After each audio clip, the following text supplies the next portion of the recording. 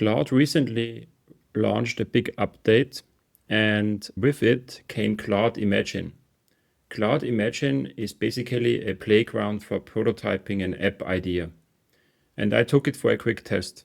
So the example I wanted to try is recreating a time management app that I use daily and pay for.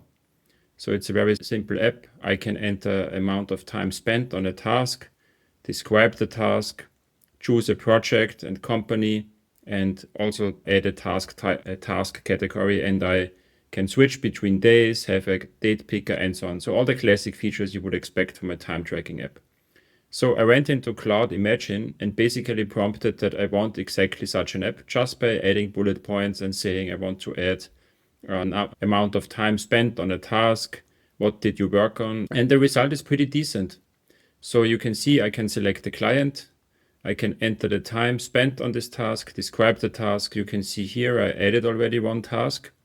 I can edit and delete, and I can switch between calendar, reports, and projects.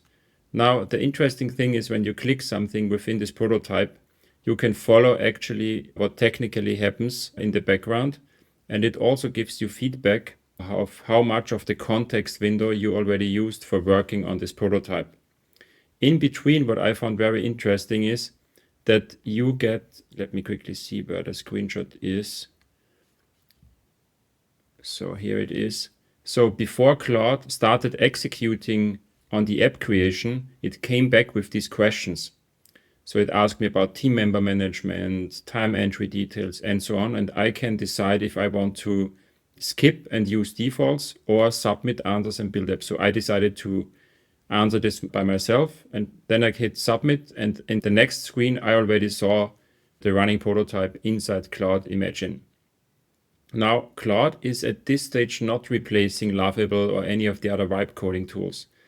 Instead, it's saying it's building prototypes, and you can take them away from Claude or take it as a briefing material and actually hire a developer or move over to a vibe coding platform that also has publishing and deployment. And this is when I asked about how can I deploy the app. So this is currently a prototype. Here's how to turn it into a real application. It gives me these no-code platforms I should try out. I can also use custom development, which is very funny to see recommended by Claude, because of course I could use Cloud Code, for example, or any vibe coding platforms, but it doesn't recommend it. Then it says use existing tools like Clockify, ToggleTrack, Harvest. There's no lack of available time management solutions. And if you need just a design concept, take a screenshots of each view, share with your development team, and so on. This is a very interesting feedback or suggestions you get from Claude. And the recommendation is also interesting for a 4-person team. I suggest starting with Clockify. Nonetheless, what's my verdict on this? For simple prototyping tasks, you can use this product already. As Claude outlines, this is perfect for realizing ideas into a prototype.